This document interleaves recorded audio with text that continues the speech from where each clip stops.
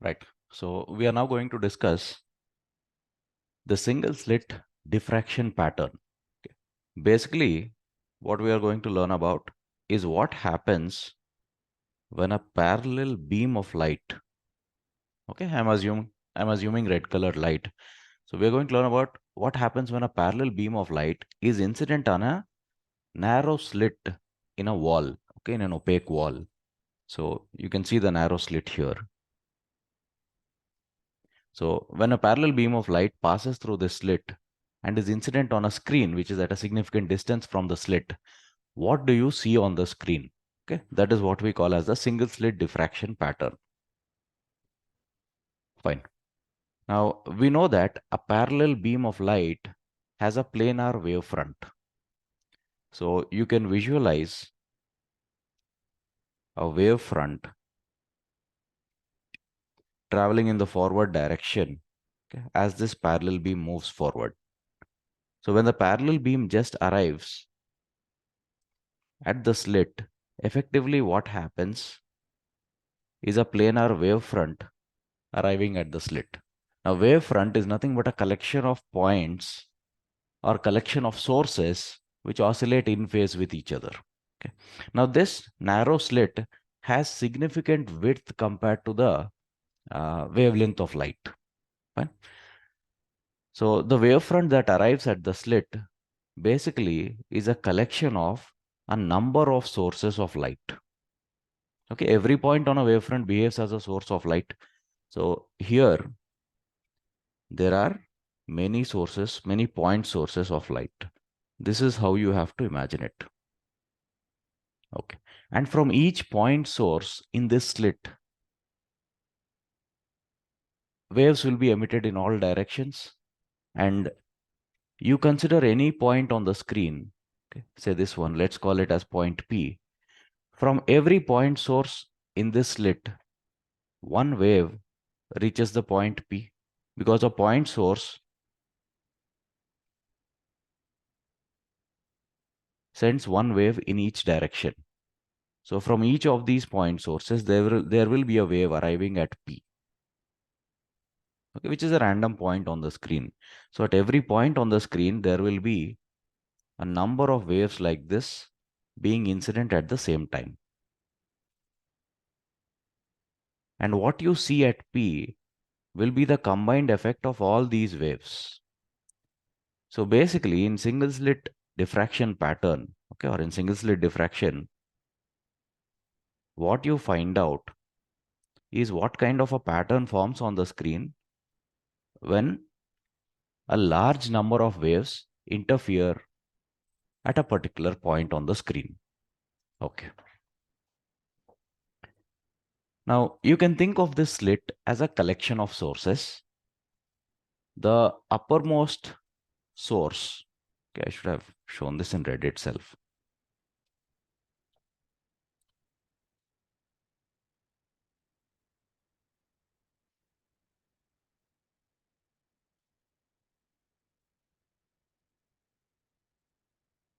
Right. The uppermost source, let's call it as S1, and the lowermost one, let's call it Sn. In between, there are other sources also. Okay. Now you can see that uh, the waves traveling from these sources to the point P, out of those waves, the wave from S1 travels the shortest distance, and the wave from Sn, the last source, travels the longest distance. Okay. Any other wave sent from other sources travels a distance which is in between these two. Okay. So the waves that arrive at P do arrive with a path difference. And when we discussed about Young's double slit experiment, the interference experiment, okay, we derived that if the distance between two sources is small d, and you consider a point P on the screen whose angular position is theta, then the path difference to that position is related to angle as sine theta is equal to delta x by d. So you can say that the path difference with which the waves arrive at the point P is equal to d sine theta. Theta is just the angular position of the point P. You can visualize the same angular position here also in this case. From the center of the slit, you draw a line to the point P. The angle that that line makes with the x-axis becomes the angular position of that point P. So there are a number of waves traveling at that angle, okay, which will be incident at the point P, but they travel with different amounts of path difference. For example, the wave from the first source and the last source, they have the highest amount of path difference. Now, the distance between the first and the last sources, let's say, is d, which is effectively the width of the slit. Okay. Now, if that distance is d, then the path difference with which these two waves arrive, okay, the wave from the first source and the wave from the last source, the path difference with which those two waves arrive will be d sine theta. This is only for waves from the first and the last source. If you consider any other set of sources, maybe the second one from above and second one from below, the distance between those sources is lesser than d. And if distance is lesser than d, the path difference with which they arrive at the point P will be less than d sine theta. Okay, so we can say that this delta x is equal to d sine theta is the maximum path difference with which waves arrive at a single point on the screen. So the difference between Young's double slit experiment interference pattern and single slit diffraction pattern is that in Young's double slit experiment interference pattern, only two waves arrived at any point on the screen at a given time. One from the source S1 and one from the source S2, because we consider only 2-point sources in YDSC. Okay, each point source sends one wave in each direction, in every direction. So one wave from S1 will be arriving at P and one wave from S2 will be arriving at P. Fine. But in single slit diffraction pattern or in single slit diffraction, there are infinite number of sources which arrive at a single point on the screen. So what you see on the screen at that point is the combined effect of all these infinite waves, infinite number of waves, or n number of waves you can take. Okay.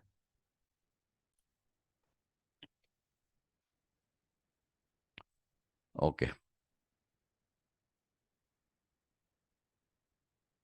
So we have a formula for the maximum path difference with which waves arrive. And the waves which arrive with maximum path difference are the waves coming from the source S1 and the wave coming from the source Sn. Any other pair of sources will arrive at a point on the screen with a lesser path difference than this. Okay. Now consider the central maximum or the point on the screen which is on the perpendicular bisector of the slit. Okay, let's call this point O.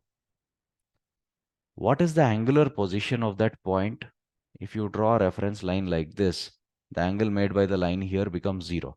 The angular position of that point is 0. And if theta is 0, delta x is equal to d sine theta. That will also become 0. So at point O, the maximum path difference becomes 0. If maximum itself is 0, that means the path difference between any two waves is 0 or approximately equal to 0. So what you can say is at point O, the waves that arrive at point O, you can visualize them like this.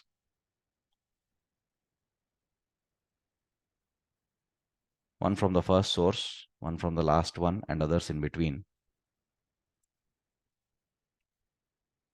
All the waves that arrive at the point O will be in phase with each other. Okay, there's no path difference for any wave. Even if it's there, it's negligible, okay? So the bunch of waves arriving at the point O arrive almost in phase. So what you will see at O is a very bright spot. Okay, light or waves from all these n number of sources interfere constructively at O. No path difference means no phase difference. means constructive interference. So this will be a position of maximum. And you'll see a very bright spot at O. Okay. Now as you go away from O, either upward or downward on the screen, you will see significant path difference arising. Now in a Young's double slit experiment, as you go away from O, okay, let's just take a look at the pattern, YDSC pattern. Yeah. As you go away from O, you will come across one position where the waves arrive with a path difference of lambda by 2. Path difference lambda by 2 means phase difference of pi, means they undergo destructive interference, and you will see a minimum there. If the sources of are of same intensity, you will see a dark spot on the screen, dark band on the screen. Continue moving away, you will arrive at a position where the waves interfere with a path difference of lambda. If waves interfere with path difference lambda, it corresponds to phase difference of 2 pi. Phase difference 2 pi is constructive interference. So you'll again see a bright band. That is what you see in YDSC. So the points of interest are the position where path difference is lambda by 2, the position where path difference is lambda, then the position where path difference is 3 lambda by 2, and so on. These are the positions on the screen where you can expect to find maxima or minima. Now, in single slit diffraction, let's see what happens. We will move to these points, or we will consider these points on the screen and see whether a maximum will form at those points or minimum will form. Let's see.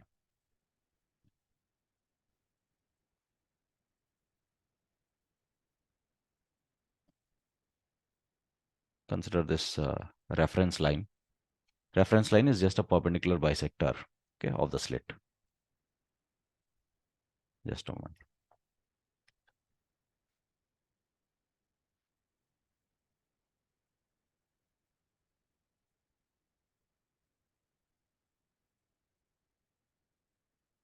Okay, so we call this as the point O.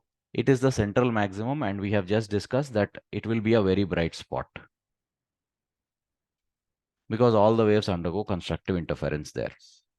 Okay, keep moving away from O. Go to a position on the screen where the maximum path difference is lambda.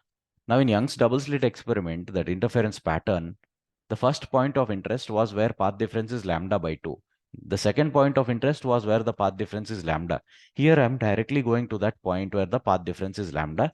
You'll understand why. Now in this case, there are infinite number of sources.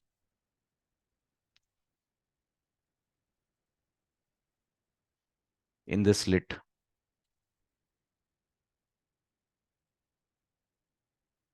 Okay. This is the first, this is the last. The waves arriving at that point, okay, let's call this point as A. The waves arriving at A arrive with different path differences. The one arriving there from S1 and the wave arriving there from Sn, the last source. These two have a path difference lambda. Okay. Now waves having path difference lambda means they are arriving with a phase difference of 2 pi. If they arrive with a phase difference 2 pi, they will interfere constructively. Okay. The wave from S1 and the wave from Sn, they may interfere constructively, but these are not the only waves arriving at A. So you can't tell, you can't, I mean, you can't just say that A will be a position of maximum. Okay, because there are many other waves also arriving there. Now see, this is the most important part of single slit diffraction. The distance between S1 and S2 is D, the total width of the slit. Okay. And they are arriving there with a path difference lambda. The waves from S1 and S2 are arriving there with a path difference lambda. Now, you know path difference is d sine theta. Okay. Now, that position A will have a particular angle we'll be making a particular angle with this reference line. That angle is theta. For all the waves, theta is the same. Okay. So the waves arriving there from S1 and S2 have this much path difference d sine theta, which in this case is lambda. Fine. There are other sources also in this slit. There will be sources which are separated by a distance of d by 2. If sources are separated by a distance d by 2, then the path difference between waves arriving from those sources will be d by 2 sine theta. That means lambda by 2. And if path difference is lambda by 2, that means phase difference is pi. Such waves undergo destructive interference. Okay. So understand what happens here. There are infinite number of waves. The path difference between the first wave and the last wave is lambda. But you consider the first wave or the wave going from the first source in the upper half of the slit and a wave going from the first source in the lower half of the slit. Okay. So S1 upper half, and you consider this one first source in the lower half. I'll call it as S12. Between the first and last sources, the distance is d, path difference with which they arrive is lambda. Then the distance between the first source in the upper half of the slit and the first source in the lower half of the slit will be d by 2. And the waves from those two sources will arrive with a path difference lambda by 2. They'll interfere destructively. Okay. So just for our understanding, let's color these sources differently. The first source I'm coloring in blue, first source in the upper half. The first source in the lower half also I'm coloring in blue. These two are separated by a distance d by 2. If these two are separated by a distance d by 2, they will arrive with a path difference lambda by 2. They'll interfere destructively. Means they'll cancel out each other. Next, second source in the upper half, I'm coloring it yellow. Second source in the lower half also I'm coloring it yellow. These two also have a distance d by 2 between them. The blue dots had a distance d by 2. The yellow sources also have a distance d by 2. If the distance is d by 2, then at that point A, these two also, the waves from these two sources also will arrive with a path difference lambda by 2. They'll also cancel. Next.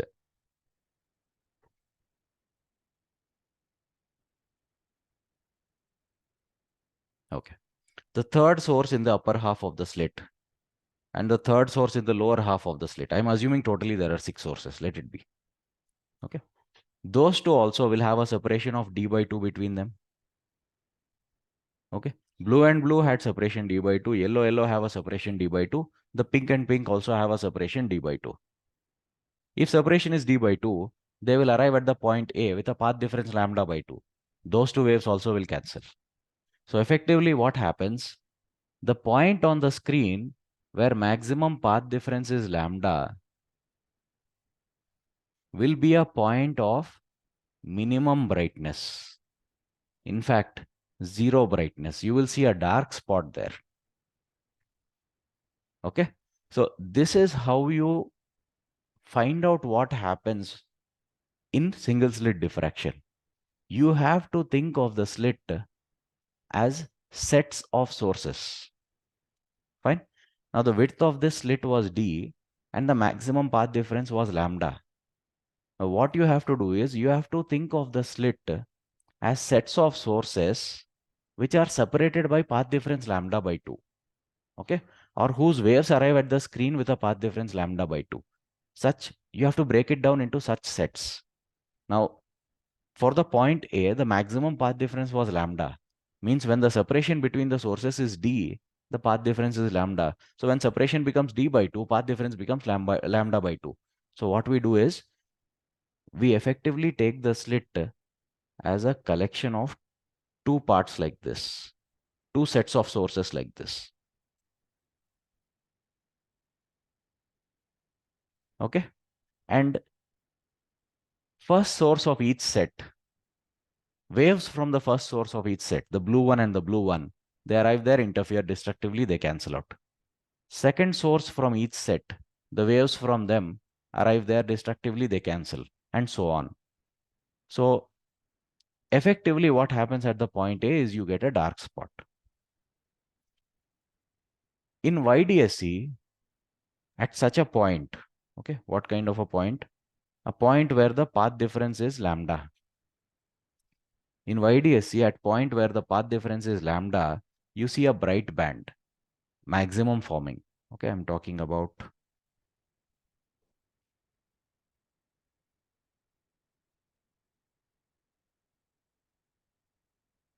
So this is central. This is the point where path difference is lambda. So you see a bright band, there is a maximum forming. Okay. But in single slit diffraction pattern, at that distance on the screen, you'll see a dark spot, dark band. Okay. Now in single slit diffraction, what happens over here? Where the path difference is lambda by 2. I'll tell you in a while. Okay. But let's go to the next point. What is the next point? In YDSC, it is this point where the path difference is 3 lambda by 2. And if there are only two waves interfering with a path difference 3 lambda by 2, phase difference will be 3 pi. They'll interfere destructively. You'll get a minimum or a dark band. Let's see what happens if there are n number of waves interfering. Okay, so where the path difference is lambda, you will see a dark spot. Let's consider another situation.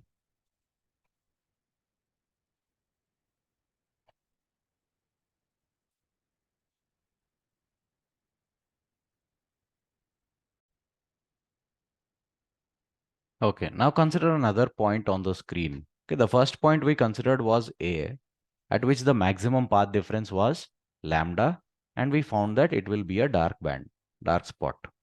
Okay. O is of course a very bright spot. Fine. Now at O, what was happening? All waves were interfering constructively. That is why it results in a very bright spot. At A, all waves were getting cancelled. It becomes a dark spot. Now at this point B, let's say the maximum path difference is 3 lambda by 2. What does that mean? The wave arriving at point B from the source S1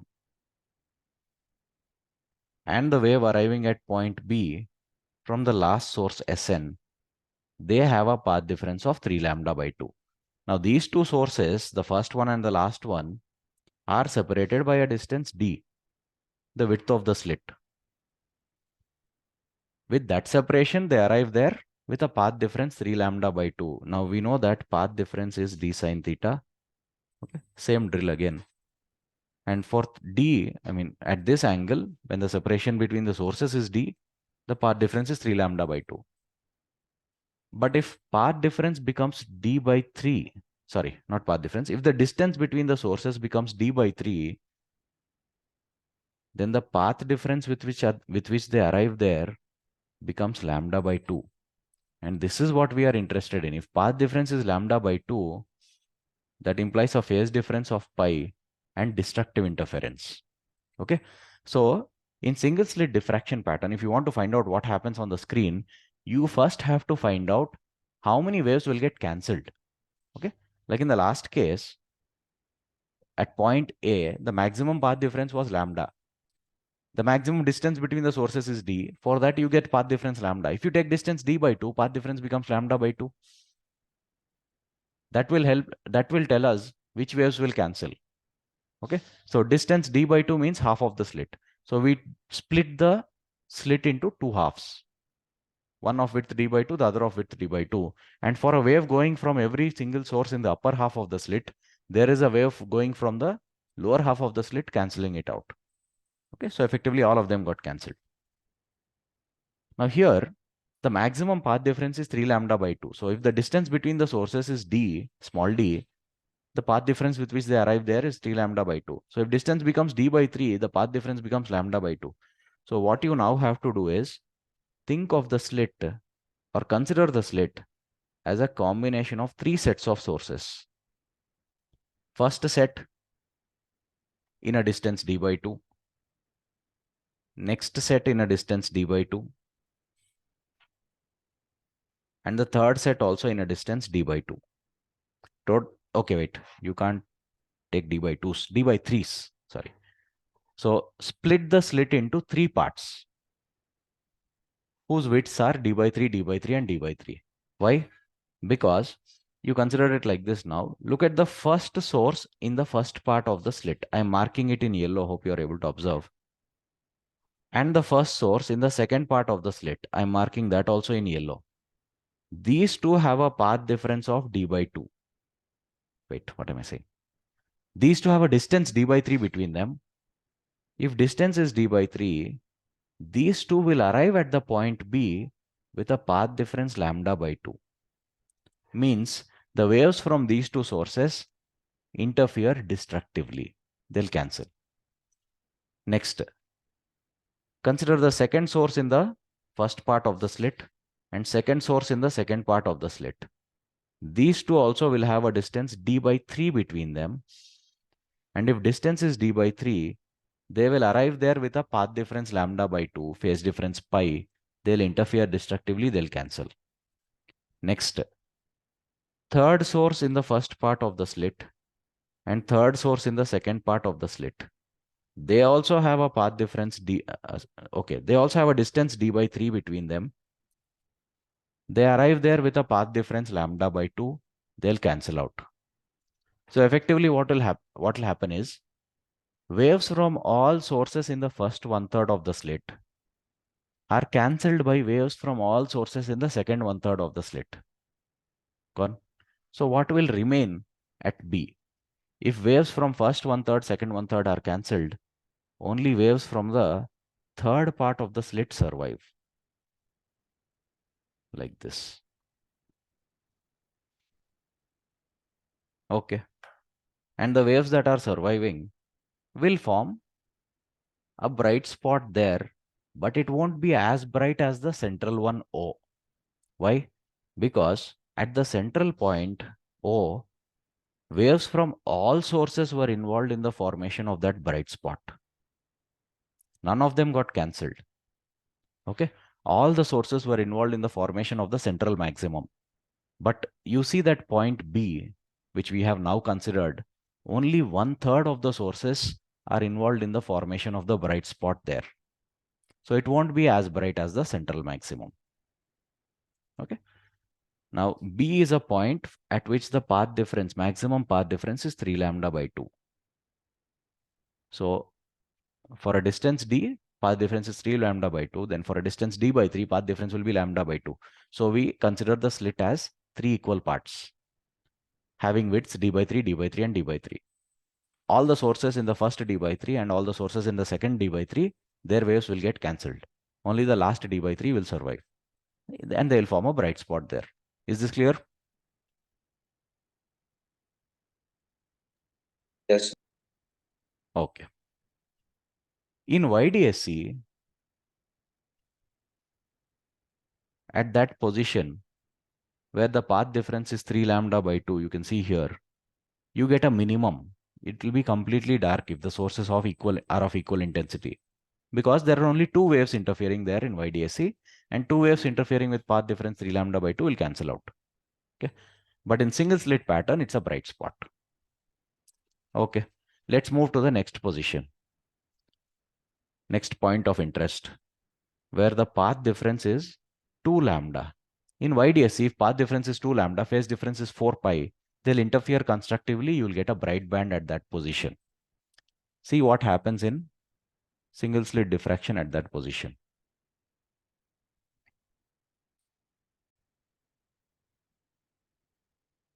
Okay.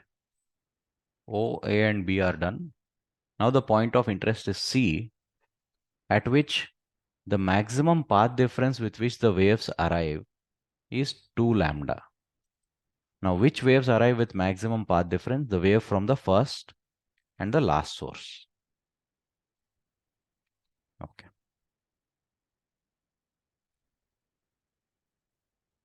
Because the distance between these sources is the greatest, the path difference with which they arrive there will be the maximum. Now the distance between these two sources is d. Same analysis again.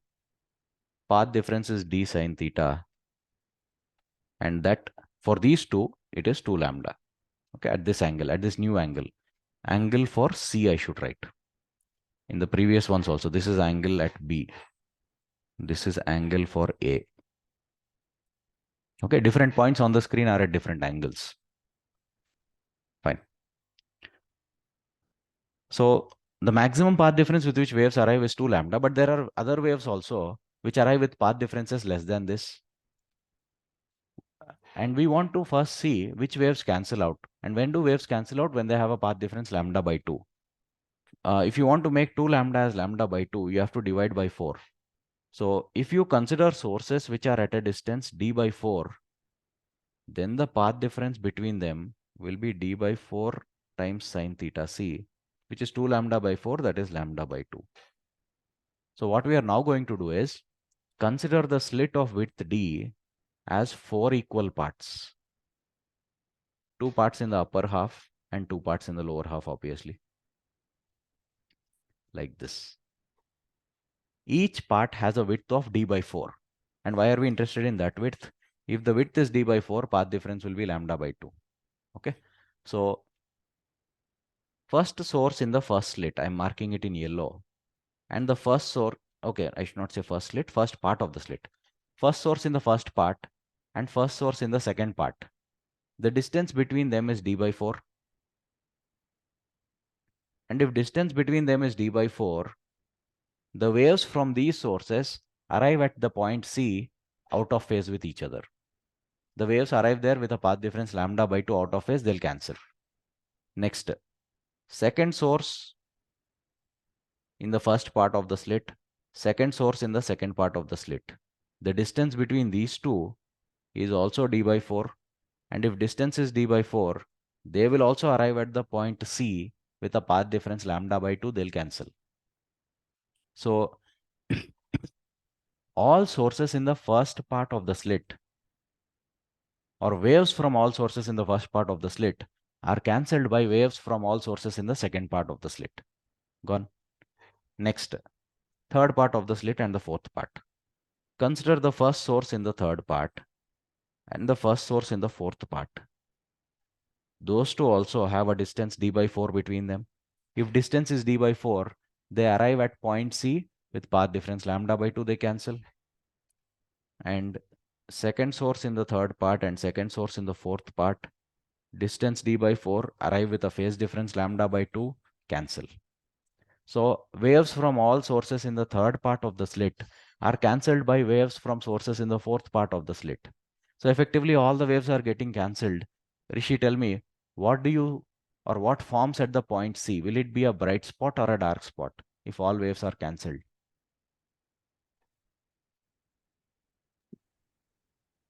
Dark spot.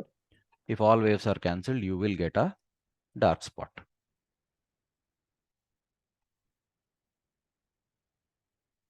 Okay, you can see a pattern forming now. At A, the path difference, the maximum path difference was lambda. You got a dark spot there. At B, the maximum path difference was 3 lambda by 2. You got a bright spot there. At C, maximum path difference 2 lambda, dark spot again. Okay. Continue going away. Then you will come across a point D here.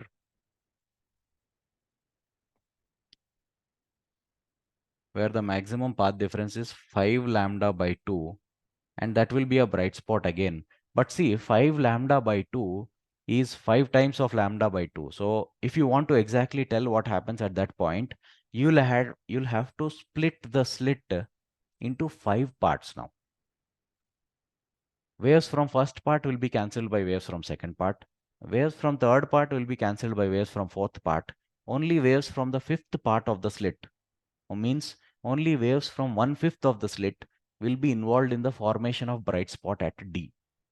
Okay. At O, all waves were involved in the formation of bright spot. At B, only 1/3 of all waves were involved in the formation of bright spot. At D, only 1/5 of all waves will be involved in the formation of bright spot. So effectively what will happen? the brightness keeps decreasing. Okay, like from one bright spot to the next one, the amount of brightness will reduce. So you won't see a pattern of uniform brightness, or you won't see bands of uniform brightness. You will see bands of decreasing brightness. Okay, now let us talk about this point that we omitted. We didn't consider the point where the path difference is lambda by 2 because it doesn't matter. Nothing special happens there. The maximum path difference itself is lambda by 2. Then there cannot be like it's just lambda by 2 means 1 into lambda by 2. No. So you'll have to consider the slit as one part only. You don't have to split the slit into separate parts where waves cancel out. No cancellation of one part by the other part will be done at this position. So nothing special happens at the position where maximum path difference is lambda by 2. What you will see is at point O, the brightness is very high. At point A, the brightness is 0. So the brightness gradually decreases and falls to 0 at this point. Then at B again, 1/3 of the waves are involved in the formation of bright spot. So you will see slightly higher brightness there, not as much as O. And that brightness will again gradually decrease and fall to 0 as you move to C. Then as you go to D, the brightness again increases, but D won't be as bright as B. Okay, obviously it won't be as bright as O also. And the brightness again decreases, falls to 0. Next maximum, only 1/7 of the waves will be involved in formation of bright spot and so on. This is the pattern that you can expect to see on the screen. Okay, same on the lower side. I'll show you a diagram, just a moment. Just think about what all we discussed till now. Yeah. So in this case, they have used green light. Okay, they have shown as if they have used green light to get the pattern. Now you can see this is the position O on the screen where there is maximum brightness. Okay. As you move away from O, this has to be the position A, where 1/3 of the waves are involved in the formation of bright spot. Okay. At the same distance on the lower side also, you will see the same brightness, like same intensity. Keep going away. This should be the point B, this should be the position B where there is a minimum. And then this should be C where you again get a maximum. Okay. Okay, wait. We took A, like, okay, A as the minimum, B as the next maximum. Not an issue, not an issue. Let us change these names. So the central one is O, and where you see the first minimum is A. Okay. On either side of O, you'll have that first minimum. Then the first maximum. O is the 0th maximum. The central one is always numbered 0. Remember that. The first maximum on either side of the central is numbered 1. Okay, so that will be B, followed by C. C on both sides is a minimum. Then D, which is again a maximum. And you can see the brightness of D is not as much as B, and it's definitely not as much as O. The brightness goes on decreasing as you move away from O. So this is the single slit diffraction pattern. Now let's understand how it is different from YDSC, double slit interference pattern. Okay, I'll just paste that YDSC diagram also here, just a moment. Okay, good that we got the single slit diagram in green. The red bands are the YDSC interference pattern. Okay. Now you can see that the central maximum is common to both of them. At O, whether it's YDSC or single slit diffraction, you get a maximum itself. But at other positions, okay, you go away from O, over here, the path difference is lambda by 2. In YDSC at path difference lambda by 2, you get a complete dark band, minimum. In single slit diffraction at that level, nothing special happens. It's not uh, a separate bright band. It's not perfectly dark also. So in single slit diffraction at path difference lambda by 2, nothing happens. Next, keep moving away. Then at this level, where the path difference is lambda, in YDSE you get a maximum. Okay, as you can see in the red pattern, there's a maximum here. But in single slit diffraction, you get a minimum, completely dark band. So YDSC pattern, double slit interference pattern, and single slit pattern are, you can say, negatives of each other, except for the central maximum. Okay. Central maximum is bright in both cases. All other bands, they are negatives of each other. And another difference between YDSC and single slit pattern is something you call fringe width. We had discussed fringe width before also. Now the y coordinate for a particular path difference is y is equal to delta x capital D by small d. Okay. So if path difference is lambda, y coordinate is lambda capital D by small d. If path difference is lambda by 2, y coordinate is lambda capital D by 2 small d, and so on.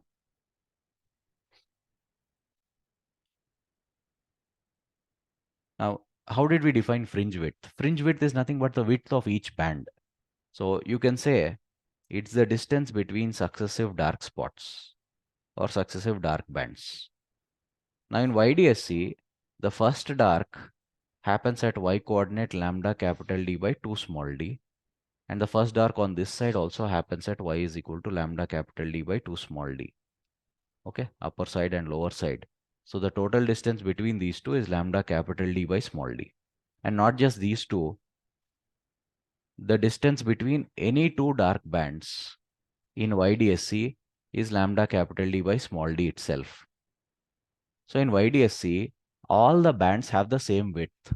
Uniform fringe width will be observed. Okay.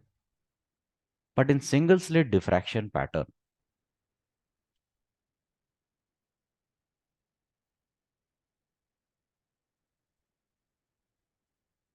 see what happens. Now this is the central maximum O at which the path difference is 0. Maximum path difference is 0. Okay.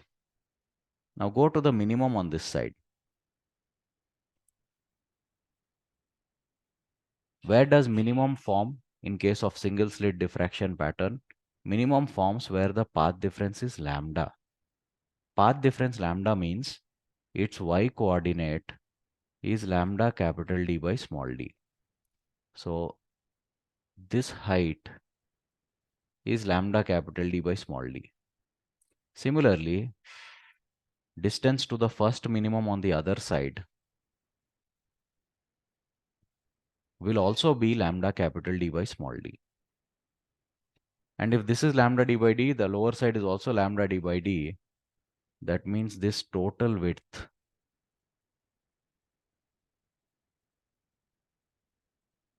will be 2 lambda capital D by small d.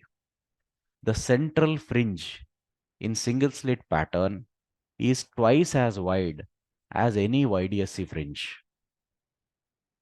Okay. What about the other fringes? Let's see. Now this point we called as A. Okay. A was the minimum, right? Yeah, A was the minimum. Next B is maximum and then C. B is maximum and the next minimum is C. Okay. At A, the path difference is lambda. So the distance from that reference line to A is lambda capital D by small d. At C, the path difference is 2 lambda. If path difference is 2 lambda, that means the y coordinate of the point C is 2 lambda capital D by small d. Now A is at 1 lambda capital D by small d, C is at 2 lambda capital D by small d. That means the distance between A and C is 1 lambda capital D by small d.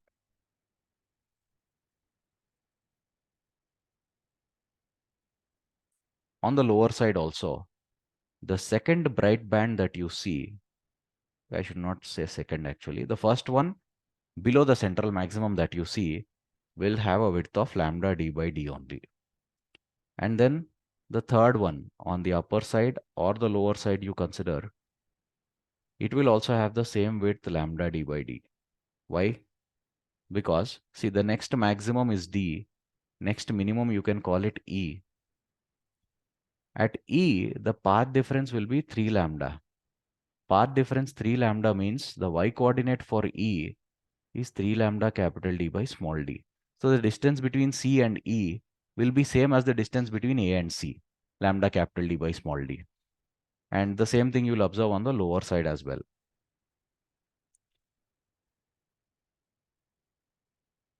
Lambda capital D by small d and so on. All other fringes will have the same width lambda capital D by small d, and that is same as the fringe width in YDSC. But the central maximum, okay, this part will be twice as wide.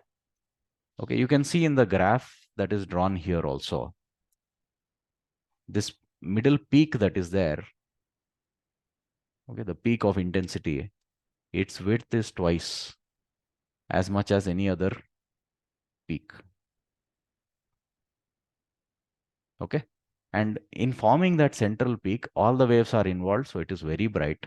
In forming the next peak, only 1/3 of the waves are involved. The peak after that, only 1/5 are involved. The peak after that, okay, which is not even that significant, only 1/7 of the waves will be involved, and so on. So that is why you get a different kind of pattern compared to YDSC. Rishi, is this clear? Yes, sir. Okay. Now, as I said, O is called the central maximum. Its number is 0. Move away from O. At A, you have a minimum. So A is called the first minimum here.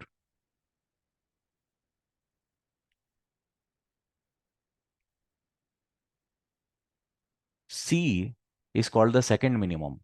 E is called the third minimum, and so on. Okay. So we can generalize the positions of these minima. Y coordinate of the first minimum is A. Okay. The path difference is lambda. Y coordinate is lambda capital D by small d. Okay. Y coordinate of the second minimum, which is C, is 2 lambda capital D by small d. Okay, it's there in the pattern. Third minimum is at 3 lambda capital D by small d.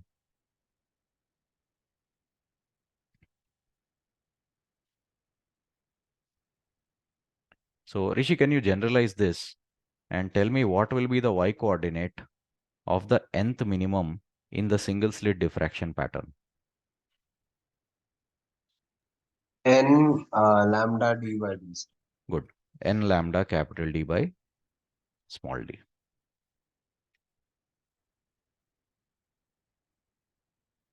In YDSC, these were positions of maxima. But in single slit diffraction pattern, these become positions of minima. Next, let's look at maxima also here. O is the central maximum. Its number is 0, as I said. The next maximum you see here is B. For B, the path difference will be 3 lambda by 2. If path difference is 3 lambda by 2, y coordinate will be 3 lambda capital D by 2D. Okay. That is the first maximum. O is the 0th maximum. B is called the first maximum. And it is at 3 lambda D by 2D. Let's write it down. Y coordinate of the first maximum is 3 lambda capital D by 2D. Next, the second maximum, if you see, it is D. At D, the path difference will be 5 lambda by 2. That is 2.5 times of lambda. Then the y coordinate becomes 5 lambda d by 2d. Okay. So y coordinate of the second maximum is 5 lambda capital D by 2d. Then y coordinate of the third maximum, okay, we can guess, it will be 7 lambda capital D by 2D. So 3, 5, 7 and so on. There's no 1. Okay. 3, 5, 7 and so on. So Rishi, try to generalize this. What will be the y coordinate of the nth maximum in single slit diffraction pattern?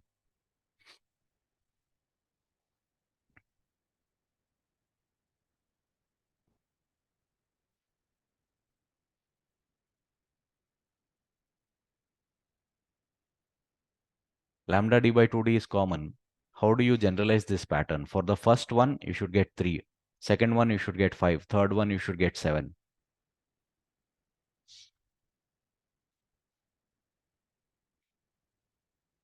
Sir, n plus 1, n plus 2 into n plus 2 pi d by 2d.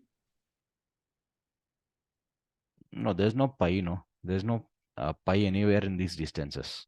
I meant n plus 2 lambda d by 2d. N plus 2 will work for 1. 1 plus 2 gives you 3. Okay. But for the second one, 2 plus 2 becomes 4. You have to get 5. Okay, so n plus 2 doesn't give you this order, this sequence. Okay, it is 2n plus 1. Odd number starting from 3. Okay, the first odd number, if you want it to be 3, you can write it as 2n plus 1 times lambda capital D by 2d. Now you substitute n as 1. 2 into 1 plus 1 is 3. Next, you substitute n as 2. 2 into 2 is 4 plus 1 becomes 5. Substitute n as 3. 2 into 3, 6 plus 1 becomes 7. So it'll represent that sequence. Got it? Yes, sir. We want the sequence starting from 3. Okay, sequence of odd numbers starting from 3. So 2n plus 1. And the remaining term is common, lambda d by 2d. So these are the positions of minima and maxima in the single slit diffraction pattern. The formulas are different from what you had for YDSC interference pattern. Okay. And for every linear position, there is an angular position also. Okay. I mean, for A, there is a certain angle. For B, there is a certain angle. C, there is a certain angle, and so on. So you can write angular position. How are they related? Tan theta. Okay. This derivation we had done before we discussed YDSC. Tan theta is equal to Y divided by capital D. And tan theta is approximately equal to theta because the angles will be small. Therefore, the angular position is just the linear position divided by the distance capital D. Using this, you can tell the angular position of the first minimum, first maximum, any of them. Okay. So remember, in the single slit diffraction pattern, the central bright fringe is twice as wide as any other fringes. Okay, width of central maximum is double the width of any other fringe. 2 lambda capital D by small d. And if width is double, obviously the angular width also will be doubled. Okay, let us discuss this point. That will be the last for today. Angular width of the fringes. We had to discuss that in YDSC also actually. No problem, you can understand. Now this is a minimum. Fine. Minima I'll mark in some other color, maybe red. This is a minimum. These are the minima on either sides of the central maximum. So this whole thing becomes a central bright fringe. Now the first minima on the upper side has a particular angular position. Okay, is at a certain angle. First minimum on the lower side also will be at that same angle.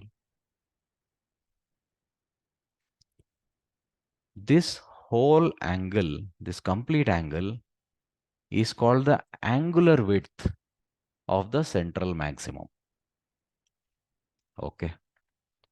Now, where does the first minimum occur? For the first minimum, the y coordinate is lambda capital D by D. If y coordinate is lambda capital D by D, that means the angular position, we know angular position is generally given by y divided by capital D. If you divide that, it simply becomes lambda by small d. Okay. So this upper angle is lambda by small d. The lower angle will also be lambda by small d. then the total angle of the central maximum, the angular width of the central maximum becomes 2 lambda by small d. Okay, that's the width of the central maximum. Next, go to the next minimum. Where does the next minimum occur? At a y coordinate of 2 lambda capital D by small d. If y coordinate is that much, then its angular position will be 2 lambda by small d. Now, first one's angle is lambda by small d. This second one's angle is 2 lambda by small d, complete angle. Okay, that means this angular width of the second maximum or second fringe will only be lambda by d. Okay, these are called angular widths. So there's something called linear width. Linear width is this length.